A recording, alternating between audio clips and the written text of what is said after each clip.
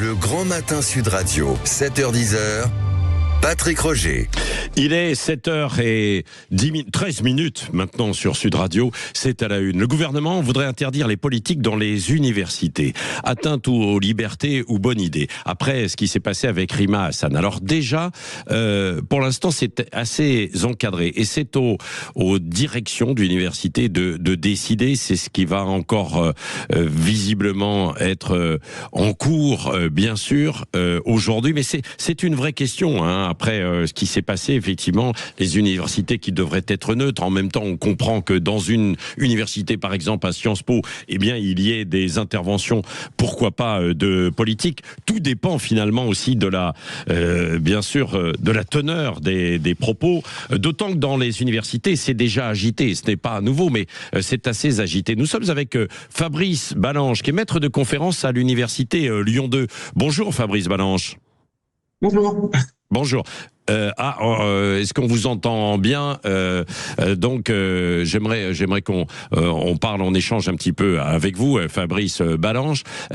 Alors que, je le rappelle, vous aviez déjà été, entre guillemets, victime de certains étudiants qui étaient venus vous chahuter en cours lors notamment de discussions en fait autour de débats autour du conflit israélo-palestinien. On se souvient en fait de cela. Tiens, il y avait cette ambiance houleuse. Ce monsieur est pro-Assad. Vous connaissez tous le dictateur. Excusez-moi. Voilà, on était venu vous chercher à l'intérieur d'un amphi, Fabrice Balanche, pour que vous déménagiez et ne restiez pas en cours, quoi. C'est aussi le climat des universités actuelles, Fabrice Balanche?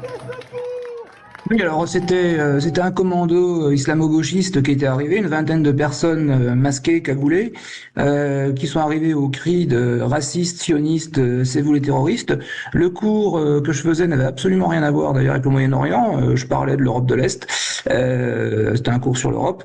Donc c'était suite à un blocage que ce groupe avait organisé à l'université pour protester contre le fait qu'on leur interdisait de faire la rupture du jeûne et d'appeler les étudiants musulmans du campus à se réunir dans une salle pour faire la rupture du jeûne, parce que c'est contraire au principe de laïcité. Donc j'avais dénoncé cet épisode, et donc ils sont ensuite venus m'agresser, me chasser de mon amphi. En fait, ils voulaient faire mon procès public, de la diffamation, et c'était extrêmement violent parce que ils étaient une vingtaine, masqués, ils sont arrivés par les deux entrées de l'amphithéâtre, ils voulaient m'empêcher de partir, il a fallu que je les bouscule un peu pour m'exfiltrer, et puis ensuite ils m'ont poursuivi, Balanche en dehors de la fac, Balanche casse-toi. Et depuis, je suis quand même sous protection à l'université, puisque j'ai 2 gardiens devant ma porte quand je fais cours. Et puis, mon nom est tagué sur les murs de l'université en permanence. Balanche casse-toi, Balanche dégage, Balanche nazi, Balanche extrême droite, etc.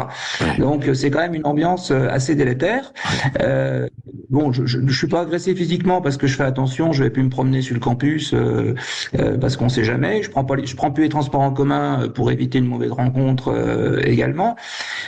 Donc vous pouvez imaginer ce qui se passe pour des étudiants qui sont identifiés comme non gauchistes à l'université. Ils sont stigmatisés, ils sont marginalisés. Il y a quelques années, il y a un étudiant qui a dû quitter Lyon 2 parce qu'il était vraiment victime de harcèlement. Son nom avait été tagué sur les murs de la fac. Enfin, et tout ça dans une impunité totale. Mes agresseurs n'ont soi-disant pas été identifiés. Ça faisait 2 mois qu'ils occupaient une salle dans l'université, mais personne ne les connaît à l'université. Le vice-président discutait avec eux toutes les semaines, mais personne ne les connaît. Et l'affaire est classée. Je sais que le procureur a classé l'affaire. Donc, comment voulez-vous, avec l'impunité dont ils bénéficient, qu'ensuite ils ne viennent pas aux mains et qu'ils, avec le drame qu'on a connu jeudi dernier. Bon, là, évidemment, vu l'émotion, le procureur s'est réveillé et a procédé des interpellations parce qu'il y a quand même mort d'une personne. Mais enfin, on va voir ce que vont donner. Ce ne sont que des interpellations pour l'instant. Dans 48 heures, on verra ce qu'il en ressortira. Ouais. En tout cas, à travers votre témoignage, on voit quel est le climat délétère dans certaines universités. Et ce que vous dites, c'est qu'il y a une véritable chasse aux gens avec qui on n'est pas d'accord, quoi. Voilà. Alors, à ce propos, est-ce que vous croyez qu'il faudrait aller jusqu'à l'interdiction de politique dans les universités? Je remets un peu de contexte, puisque c'est vrai, Rima Hassan est venue prononcer en fait une conférence l'autre jour à l'IEP de Lyon, et c'est en marge qu'il y a eu le drame qui évidemment, où on en est venu à la mort du jeune Quentin. Qu'en est-il donc selon vous pour les politiques? Faut les interdire ou pas dans les universités? Dans un tel climat aujourd'hui de violence qu'il faut interdire les politiques dans les universités. Moi, je le réclame depuis très longtemps. L'université doit être neutre religieusement et neutre politiquement. De toute façon, c'est dans le code de l'éducation. On n'a pas à faire de prosélytisme politique à l'université. Et on voit bien que ce sont toujours des gens de gauche ou d'extrême gauche qui sont invités. Lorsque vous avez quelqu'un du centre ou de la droite, alors je parle même pas de l'extrême droite qui est invité à l'université, ils sont tout de suite empêchés de le faire. Il y a des manifestations, il y a des groupes qui s'infiltrent pour. Donc il y a une différence de traitement. Ils considèrent l'université comme leur chasse gardée. Ils en font des citadelles d'extrême gauche. Ils font du prosélytisme. Ils recrutent des militants. Ils donnent une caution scientifique. Ils essaient de donner une caution scientifique à leur discours militant. Parce que pourquoi ils font ça à l'université? Pourquoi ils font pas ça dans une salle municipale classique? Non, c'est parce qu'ils veulent une soi-disant validation académique pour leurs mensonges, pour leur propagande. Ouais. Et évidemment, sur la Palestine, ça fait depuis octobre 2023 qu'à Lyon 2, on a tous les mois une conférence sur la Palestine organisée par ces groupuscules. On a aussi, cerise sur le gâteau, Louis Boyard, Bompard et compagnie qui prennent les amphis. Le procédé, il est simple. Vous avez une association étudiante qui se crée ad hoc un mois ou deux avant la conférence. Ils demandent une salle, ils demandent un budget et la présidence leur octroie.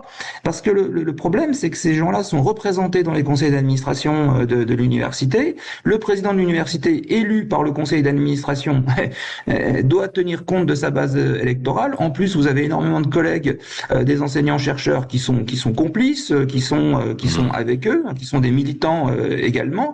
Donc, vous opposez à la venue de Rima Hassan, c'est vous opposer à une partie du corps enseignant, des étudiants et du conseil d'administration. Donc, soit les présidents sont complices, soit ils sont pris en otage. Ouais.